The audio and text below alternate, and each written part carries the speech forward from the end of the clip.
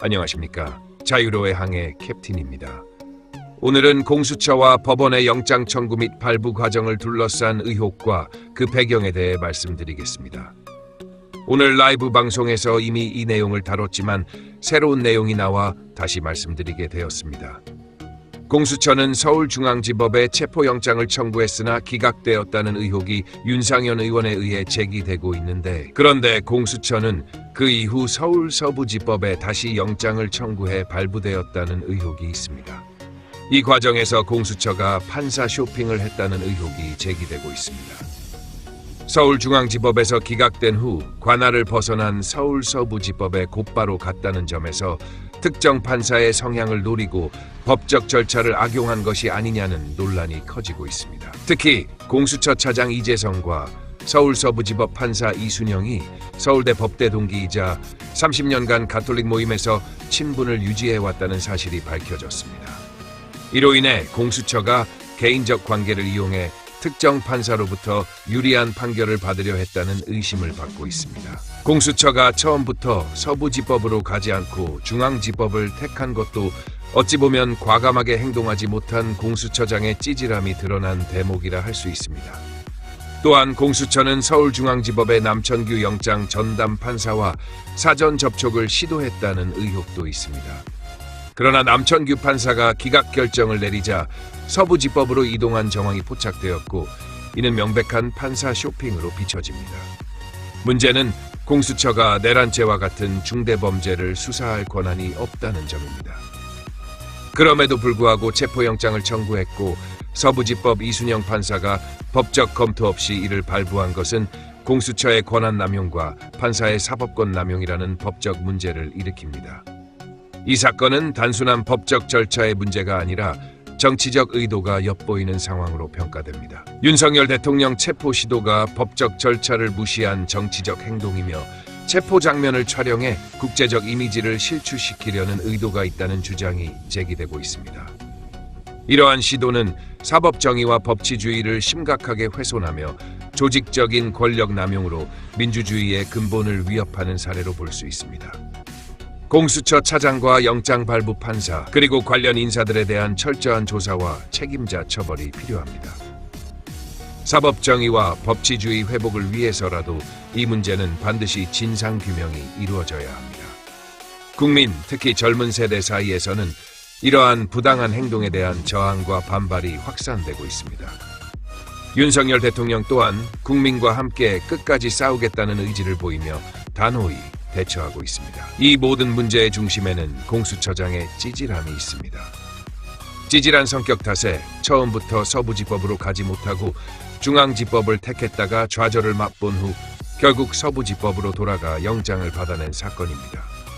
국회에서 장동혁 의원의 날카로운 질문에 꼬리가 잡히고 법원 내부 제보자들의 증언까지 더해지면서 공수처의 마각이 온 천하에 드러나는 중입니다. 원래 큰 사고는 찌질이가 친다는 말이 이 사건에서 적확하게 맞아떨어지는 듯합니다.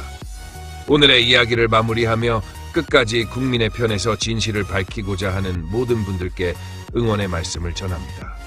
이상 자유로의 항해 캡틴이었습니다.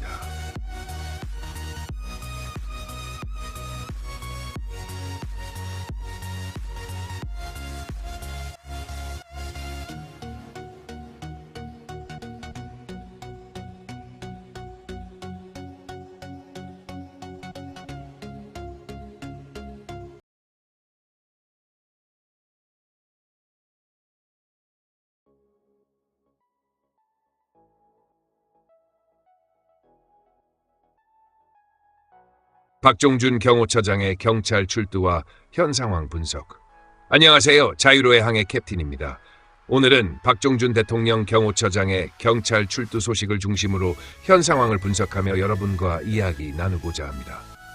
박종준 경호처장의 출두와 주요 메시지. 오늘 오전 10시 박종준 경호처장이 경찰에 출두했습니다. 이는 예상 밖의 행보로 그간 소환에 응하지 않을 것이라는 관측을 깬 결정입니다. 박 처장은 경찰 조사에 임하며 다음과 같은 메시지를 전달했습니다. 수사기관의 위상을 존중한다. 박 처장은 경찰의 수사기관으로서의 역할을 존중한다는 입장을 표명하며 합법적이고 공정한 절차를 강조했습니다. 국가기관 간의 물리적 충돌은 절대 없어야 한다. 어떠한 경우에도 국가기관 간의 물리적 충돌은 피해야 한다고 언급하며 최상목 국무총리 권한대행에게 중재를 요청했다고 밝혔습니다. 체포영장의 법적 문제 지적. 박 처장은 체포영장의 발부에 대해 법리적으로 여러 이론이 있다고 말하며 체포영장이 법적으로 문제가 있음을 우회적으로 지적했습니다. 경찰 출두의 배경과 의미. 박 처장이 출두한 배경에는 중요한 전략적 의미가 있습니다. 1. 박 처장은 법적 절차를 준수하며 경찰의 체포영장 집행 방해 혐의 조사에 응했습니다. 이는 불법적 방법을 거부하고 법치의 원칙을 지키겠다는 의지를 보여주는 행보로 보입니다. 2. 그동안 소환에 응하지 않으면 초법적 행위라는 비판을 받을 수 있었던 점을 고려해 이러한 비판을 원천적으로 차단하고 명분을 확보한 것입니다. 3. 특히 이번 출두는 윤석열 대통령 측의 입장을 대변한 상징적 행위로 해석할 수 있습니다. 대통령과 경호처는 법치와 공정성을 강조하며 자신들이 오히려 법을 지키고 있음을 보여주고자 한 것입니다. 현재 상황의 위험성과 우려. 현 상황은 단순한 수사를 넘어 국가의 근간을 흔들 수 있는 여러 위험 요소를 내포하고 있습니다. 경호처의 기능 약화. 경찰은 박 처장을 포함해 경호처 간부들을 소환하며 경호처의 체계와 기능을 약화시키고 있습니다. 이는 윤석열 대통령의 경호체계에 직접적인 영향을 미칠 수 있습니다. 물리적 충돌 가능성. 체포영장의 집행 과정에서 물리적 충돌이 발생할 가능성도 제기되고 있습니다. 이는 국가기관 간의 충돌을 넘어 최악의 경우 내전으로까지 비화될 수 있다는 우려가 나옵니다.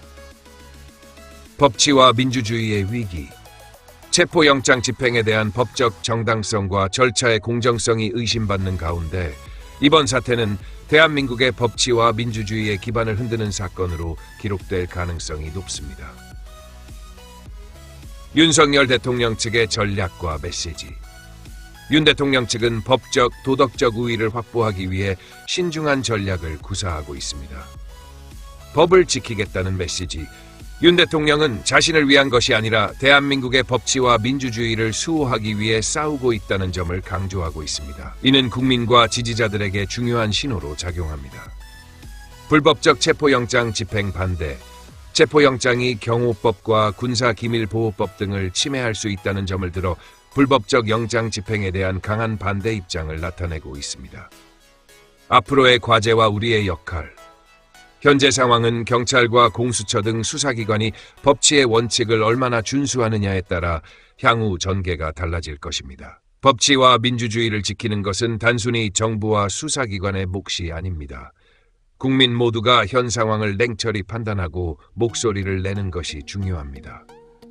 박종준 경호처장의 출두는 윤석열 대통령과 그 지지 세력이 법을 준수하며 정의를 실현하고자 하는 의지를 보여주는 중요한 사례입니다. 이제 공은 경찰과 수사기관으로 넘어갔습니다. 이들이 법을 준수하고 공정한 절차를 따르느냐가 관건이 될 것입니다. 지금까지 자유로의 항해 캡틴이었습니다. 대한민국의 자유민주주의와 법치를 지키기 위해 우리의 목소리를 모아야 할 때입니다. 감사합니다.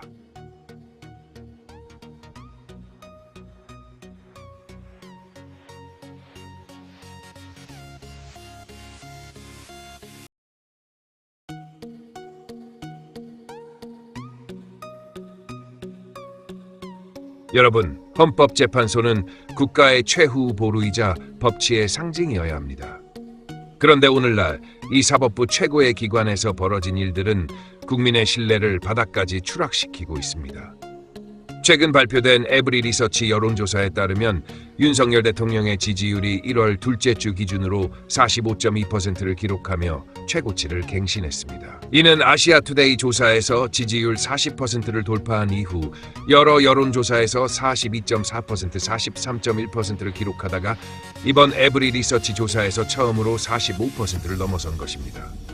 이러한 지지율 상승은 이재명을 비롯한 범죄자, 친중 간첩, 그리고 친북 주사파가 넘쳐나는 민주당의 폭주로 인해 나라가 위태로움을 느끼는 국민들이 헌법재판소와 사법부에 대한 불신과 잘못된 탄핵으로 고통받는 대통령을 지지함으로써 이를 심판하려는 움직임으로 분석할 수 있습니다.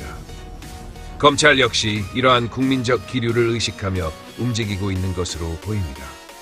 이미선 헌법재판관은 문재인 정부에서 임명된 인물로 편향된 성향을 가진다는 비판을 받아왔습니다. 그녀는 윤석열 대통령 탄핵 심리를 맡으면서 법률 대리인들과의 협의 없이 일방적으로 심리 일정을 설정했습니다. 뿐만 아니라 수사 중인 사건 기록을 검찰에 요구하며 적법 절차를 무시하는 행동을 보였습니다. 이는 명백한 불법으로 서울시의회 이종배 의원에 의해 고발당했고 위계에 의한 업무방해 혐의로 검찰 수사가 시작되었습니다. 이미선 재판관은 과거 남편이 맡은 기업의 주식을 35억 원어치 보유했던 사실로 큰 논란에 휩싸였습니다.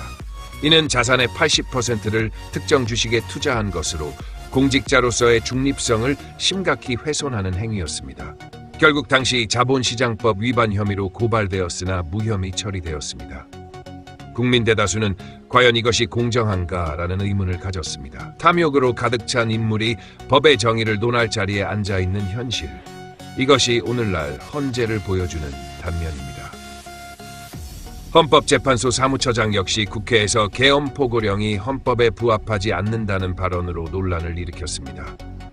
이는 재판이 진행 중인 사안에 대한 명백한 예단으로 헌재의 독립성을 훼손하는 정치적 발언으로 여겨졌습니다. 놀라운 점은 이번에 검찰이 이미선 재판관 고발 사건을 신속히 배당하고 수사를 개시했다는 것입니다. 과거 보수 진영의 고발에는 미온적이던 검찰이 이번에는 빠르게 움직이고 있습니다. 이는 검찰이 변화하는 정치적 지형과 국민 여론을 의식하며 윤석열 대통령에게 유리한 방향으로 태세를 전환한 것 아니냐는 해석을 낳고 있습니다. 여러분, 이번 사태는 단순히 헌법재판관 한 명의 문제가 아닙니다. 헌법재판소라는 사법부의 최상위 기관이 좌파 기득권과 탐욕스러운 인물들에 의해 장악되었음을 보여줍니다. 자신의 탐욕을 채우기 위해 법과 정의를 이용하고 그 탐욕스러운 마인드로 좌파 기득권에 유리한 재판 일정을 만들어내는 현실은 사법부의 대참사라 할 수 있습니다.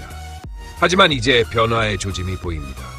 국민들은 헌법재판소의 불공정한 행태를 더 이상 용납하지 않으려 하고 있으며 이는 대통령 지지율 상승과 여론의 변화로 나타나고 있습니다. 검찰 역시 이러한 흐름에 발맞추어 좌파 진영의 편에서 멀어지고 대통령과 보수 진영에게 유리한 환경을 만들어가고 있습니다. 이러한 움직임은 대한민국의 법치와 정의를 되살릴 수 있는 새로운 터닝 포인트가 될 것입니다. 사법부의 독립성을 훼손하고 국민의 신뢰를 배신한 자들은 반드시 심판받아야 합니다. 헌법재판소와 검찰은 법치의 상징이자 최후의 보루입니다. 우리는 이 기회를 놓치지 않고 정의와 공정이 회복될 수 있도록 끝까지 지켜봐야 할 것입니다. 대한민국 국민 여러분, 자유의 항해는 이제 시작입니다.